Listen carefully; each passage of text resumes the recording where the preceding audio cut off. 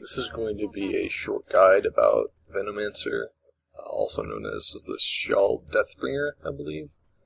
I'm just sitting in the fountain here. This is just a short FPVOD video, first-person video of me playing Venomancer. You can see me doing standard Venomancer things here. I play Venomancer as support. That's the most common way you'll see him played, so I'm doing things like buying the courier. Just pretty standard. And in this game, what winds up happening is the Lundra jungles through Big Go's middle, and I wind up doing a pretty normal lane. There's a bit of stuttering here at the beginning, but that smooths out as it goes on. And so the lane of Venomancer Juggernaut is very standard. It's one you'll see a lot in pubs. CM Juggernaut's honestly a much stronger lane, and one you would see in competitive play. Normally in a tri-lane, but Venomancer is still quite strong in this. The issue with this lane is it doesn't have a strong lockdown. I took Venomous Scale level 1 in the fountain. That's just habit. I probably should honestly have waited to see if I needed to take Toxic Sting, but 99% of the time you're going to want Venomous Scale for any real reason.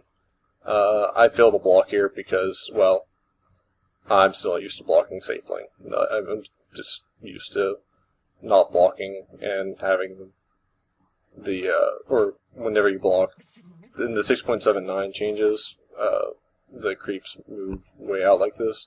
But before that, if you blocked and the offlaner didn't block, their creeps would be under your tower, and you'd push out really hard. And so I'm against an off-lane Windrunner here, who Windrunner has some disadvantages against this lane. However, she does have some advantages, and with the 6.79 changes, which this is what I'm going to focus on mainly really, is the differences between the 6.79 play and 6.78 play, but not entirely. I'm sitting over here in the trees outside of her vision. She probably knew I was there before that, but now that she saw me there, she's going to play a lot more passively and conservatively.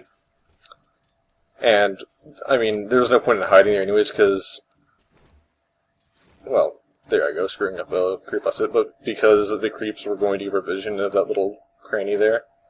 But essentially, by staying out of her vision, I can get her to react in ways that,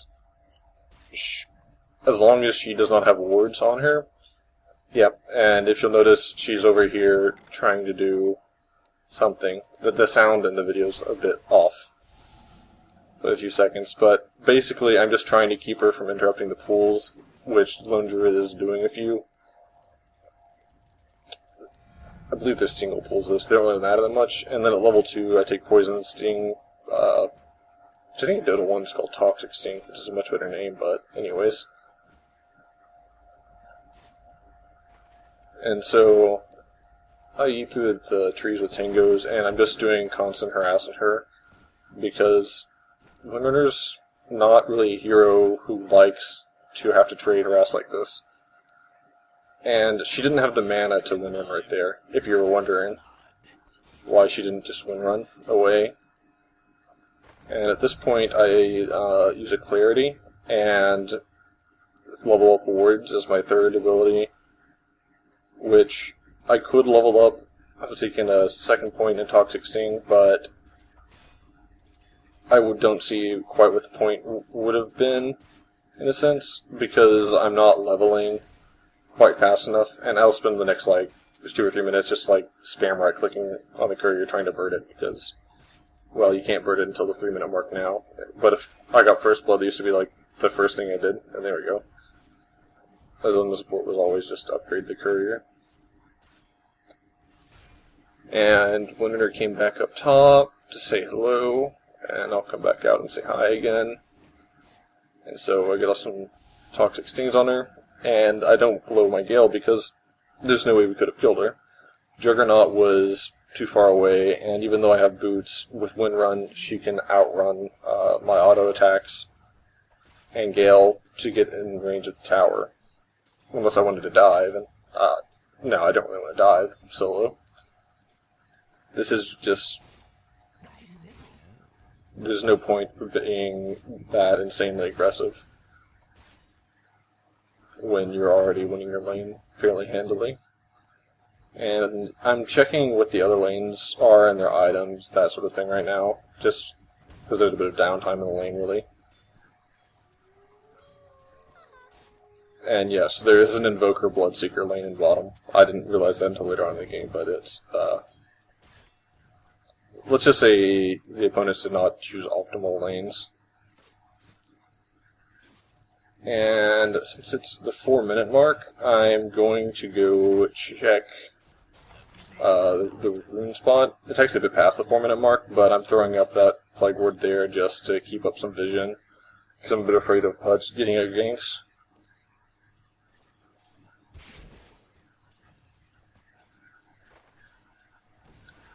Yeah, we don't have wards at all right now, which is kind of a problem. I bought some, but they're in my stash, and for some reason I'm not placing them, probably because I'm concerned with trying to make certain that I'm hidden by a tree.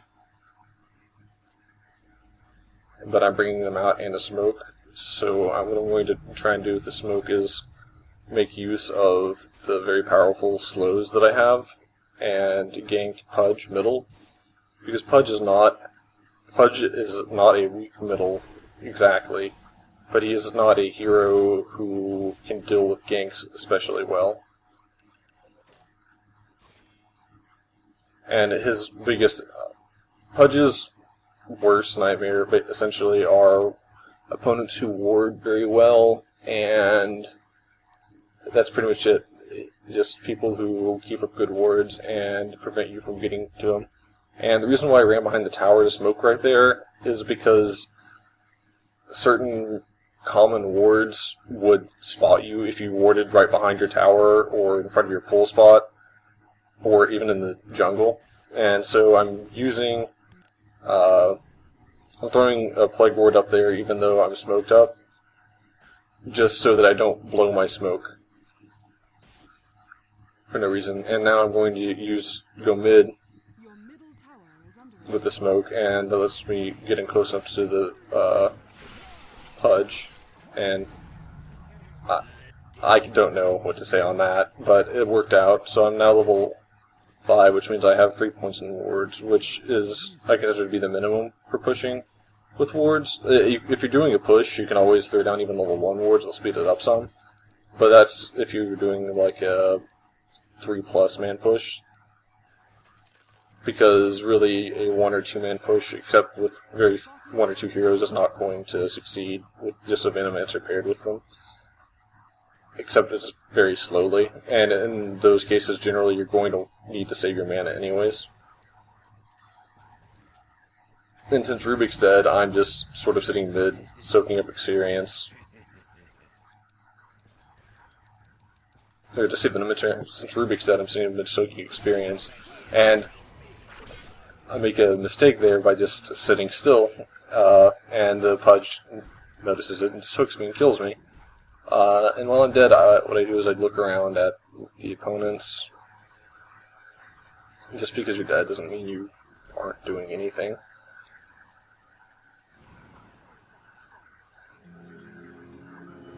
Part of what I'm trying to decide is where I feel like going and what I want to buy. And what I mean by where I feel like going is where I feel like going after I respawn. I buy a few clarities here because even this late in the game, Venomancer is very mana starved without any mana items. And I bought a smoke because I don't want to waste my TP. That's actually kind of the entire reason why I just smoked in the fountain there, is in case there's a dive on one of the towers, I want to be able to get there more rapidly. While if I TP, it gets rid of my cooldown entirely, or my ability to respond as rapidly. But this also lets me, basically, if you smoke in the fountain, you're still able to get out to rune spots and ward them well in advance of when the smoke runs out. Now, if you're back and forth between them, like I just did, then no, that's not going to happen. but it's still a way for you to get around into ward without them noticing. And so what's happening here is my team, I believe, seems to have abandoned bottom.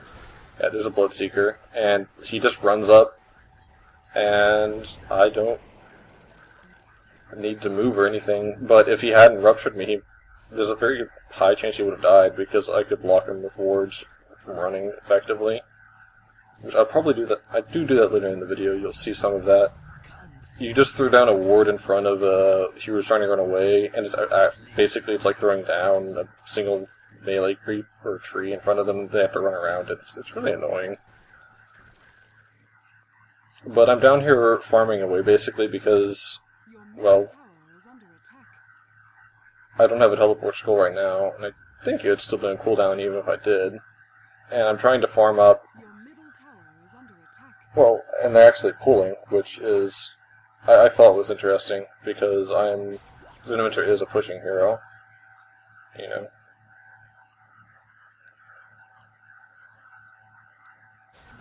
And you can just throw down wards, plague wards, to block off pulls. So by throwing that down, for the next 40 seconds, there's not going to be any creep spawning there. And if they do try and do a pull, it would confuse it somewhat. And I should be using a ward right now to see if I use the ward to see where the enemies are. And now I see that there's one in the side shop and there's one in bottom. And we go for the one in the side shop, but I'm pretty sure he's TP'd out by now. Just because that's sort of the logical thing to do. Like, if you see the Plague Ward come out, you know that the Venomancer's within, I believe, 800 and 900 range. I think 800 is the cast range.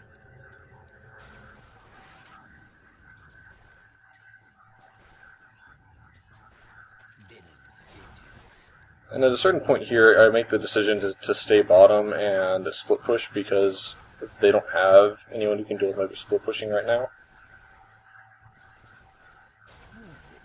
And I'm trying to farm up Arcane Boots right now. And I got really lucky there. Pudge missed a hook by just a tiny little margin. And he can't... Pudge's movement speed is low enough that even with just the slow from Toxic Sting, he has issues. And yes, this is a bit risky, but I didn't think Pudge would ever be able to basically get his hook through those narrow little gaps.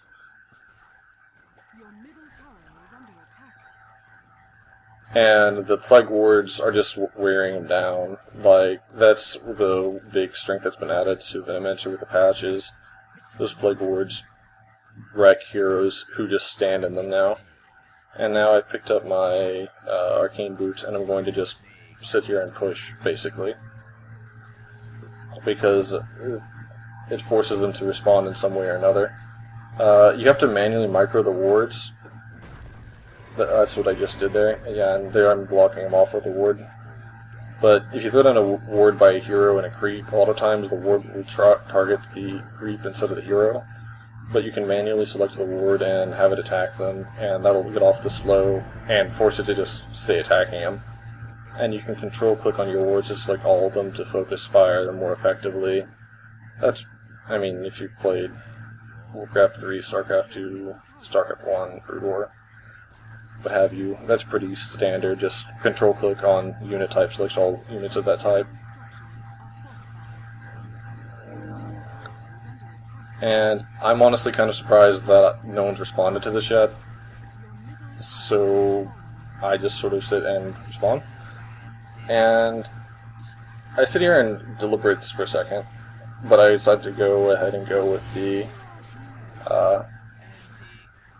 Poison Sting. And I get hooked to this, so they do respond finally, and because I'm silly, I don't move. But I keep my Plague Wards focused on the tower. I wasn't honestly trying to micro them to get the tower with Pudge. I thought Pudge would get the deny, but it's kind of hard to outlast hit 5 Plague Wards, honestly.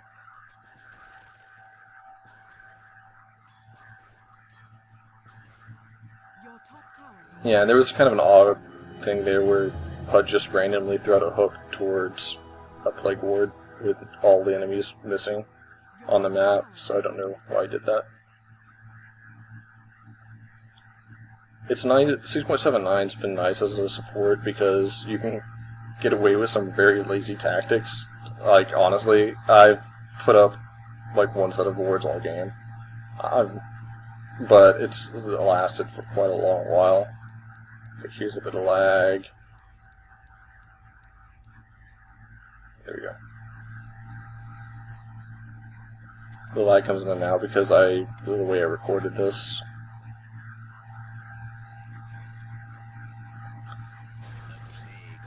But basically, since wards last 7 minutes now, it's much easier.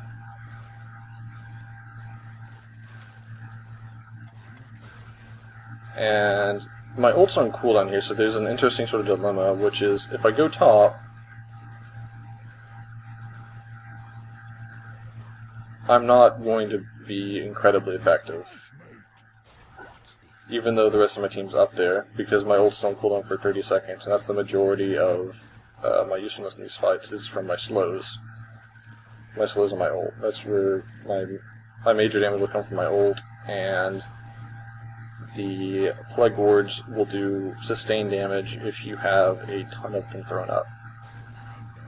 And I'm just throwing these wards up right now, both the plague wards and the normal wards, in order to get vision of areas, and that's why I just threw down that ward. I mean, yes, it's nice that it hit the Windrunner, but the main point is that it was to give us vision of that little forest area, which is very hard to get vision of. Okay, and you notice that ward, it blocked them off, and it blocked them off from being able to run that direction and wound up really messing with the Windrunner's juking of the Lana Starfall. So pathing basically messed her up pretty badly there, but that's one of basically the fact that wards are impassable terrain is one of the great strengths of Venomancer.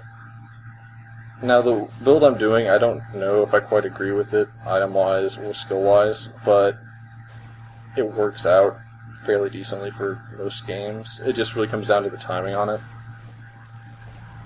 Because I'm going to have about a 19 minute mech, mechanism, mechanism, however you want to say it, and arcane boots, which is not bad, but if you get those items too late, they're kind of useless. And as far as skill build goes, it's because Venom's Scale does not do damage over time at level 1 anymore, so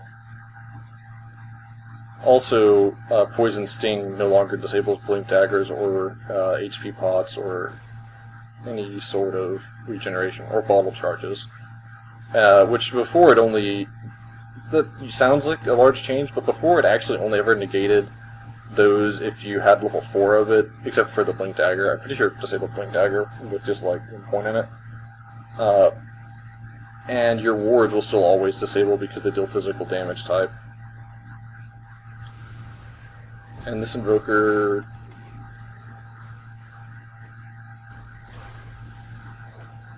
yeah, see, I hate this Windrunner. But... I'm just seeing you're looking at what happens, because I played this game a few days ago. I don't remember it exactly perfectly. And I have Dust. And I had a bunch of wand charges saved up. So I used them, and then the Juggernaut kindly drops down a ward. A healing ward. Except, he doesn't micro it towards me, so I think I end up dying to creeps here or something. I don't know, I died to a Bloodseeker slow. See, that's something else that changed, is that healing ward speed got changed considerably, and it's just like running away from me as I'm running at it. Yeah, well, I believe my mech's done, I'm not totally certain. Or it was done, but I made a mistake and didn't buy it, so I lost it because I lost all my unreliable gold on dying.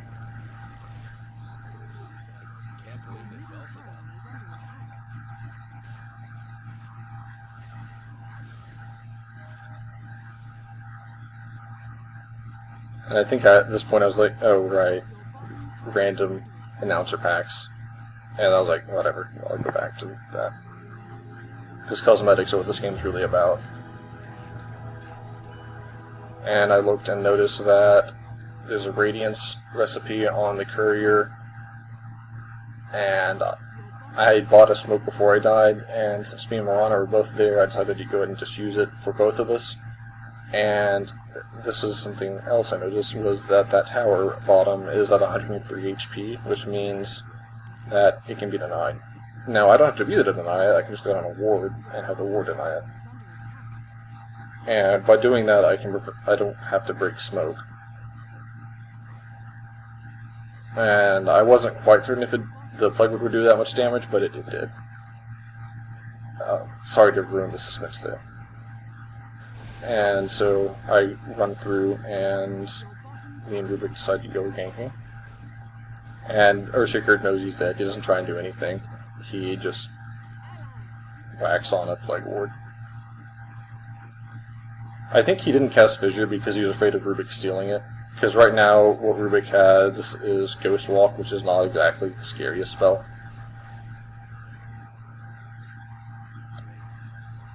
And I've done very little direct supporting of this Juggernaut or Bone Druid, but I've done a lot of roaming around and killing and pushing and basically just annoying the enemy team. And that's kind of what the playstyle of Venomancer in this farming position is about.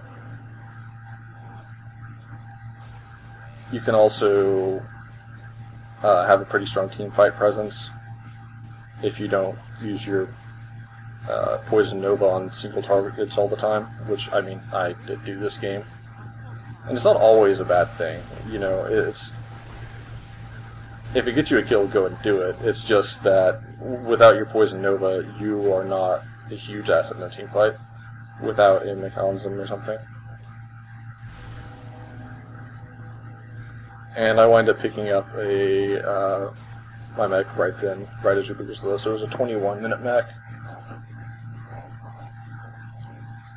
And at that point, it's kind of just the push is on, and Lone Druid has a Radiance. No one from the opponent team was able to pressure him, so we're just going to basically push our way to victory. And I'm sitting here alone, but I'm casting my Plague Wards at the absolute max distance. Now, the frightening thing would be if Pudge had a Blink Dagger, or if Pudge had Smoke and just ran past them. But he didn't have a Smoke, so I don't recall if I checked his inventory, but he did not have a Smoke, and if he did, he didn't use it to run past them to try and hook a Venomancer, which, let's be honest, that is kind of a waste of your Smoke to try and get 300 range closer to hook a Venomancer. And so Invoker decides to just tank an arrow and then just kill her. Which I thought was kind of funny. The guy says, nice arrow. Really, it's just, Invoker's not moving. And I'm throwing these wards out as far in front of me as possible, just because the vision they give is quite nice. I'm trying to remember what the night vision is. And also, so the Pudge comes running up here to try and do a hook, but he's in range of the Plague Wards. And so throwing that out, so it's kind of a close thing. But basically the mech and my wand and Marana were enough to keep me alive. I think I might get blown up here. Yes, I do get blown up by that. However, those wards still annoy them sufficiently.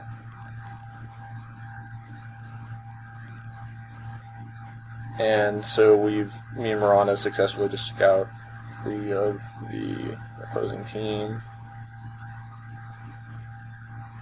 Which honestly, most of that was positional mistakes from the enemy team more than exceptional play on our part. The Earthshaker sort of took a gamble that he'd be able to just throw himself on me, and that his Echo Slam and Fissure combo would be enough to kill me, but it wasn't. And he wasn't off by much, so that was just kind of a slight miscalculation on his part. And I was able to use my mech to stay alive. And at this point, I'm not exactly sure what items to get, because I don't usually play Venomancer. Like, at this point, it's kind of, there's only item that you want to get for sure, besides, you know, your standard wards, smoke, TP, sentries, dust, is a Scythe of Ice.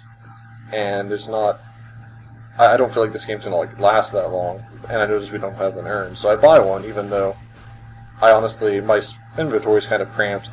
This game's going to end before I get a sufficient amount of gold to buy a larger item. That was my opinion.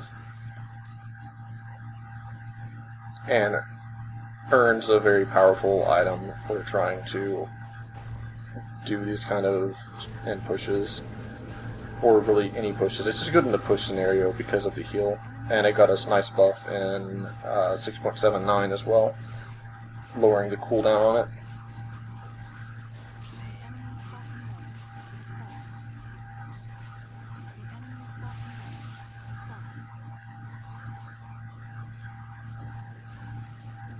And just sort of think there's anything else to say.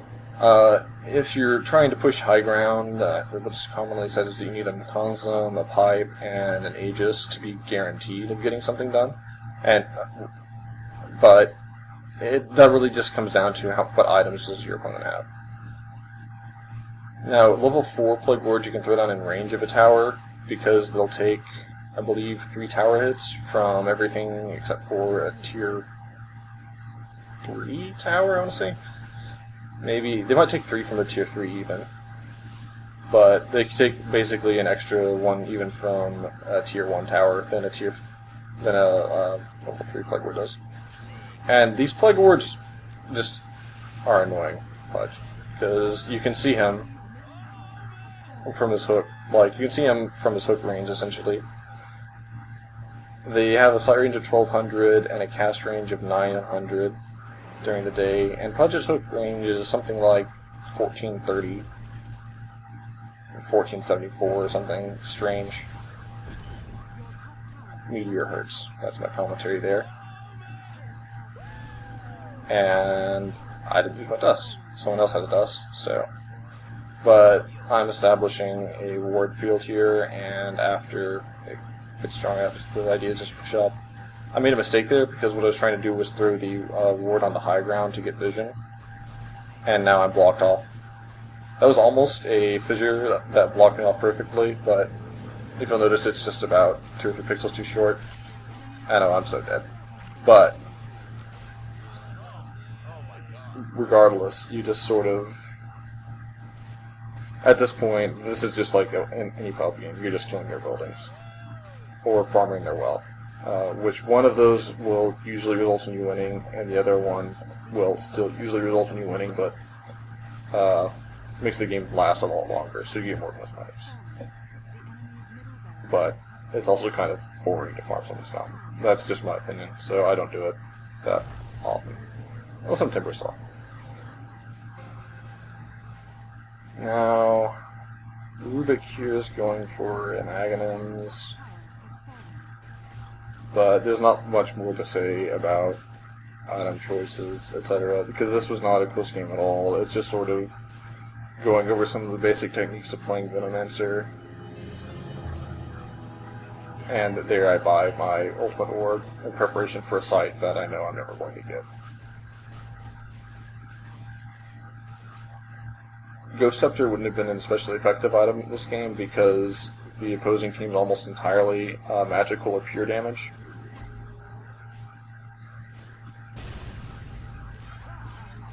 And here comes the fountain farming part. Alright, thank you for watching. I go by Nevik. If you found this kind of useful, let me know. I can do more or something different. I know the quality's not the greatest. Thanks for watching.